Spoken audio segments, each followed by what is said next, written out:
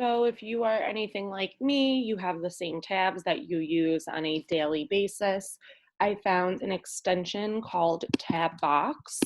If you Google Tabox extension, it is the first one to pop up.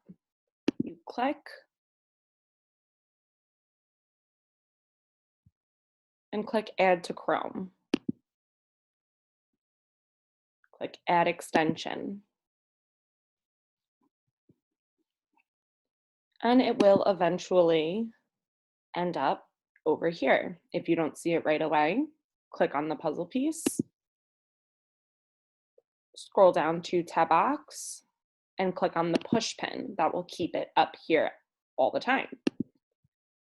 So I'm going to get rid of this, and these are the tabs that I would want to save.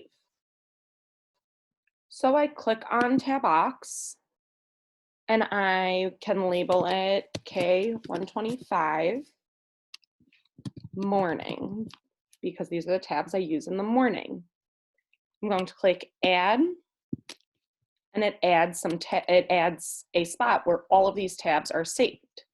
So let's exit out, and if I go back into Chrome and I want to open up all those tabs when I'm ready, I click on the icon, I click here to where I saved my 5 tabs, and they all open up.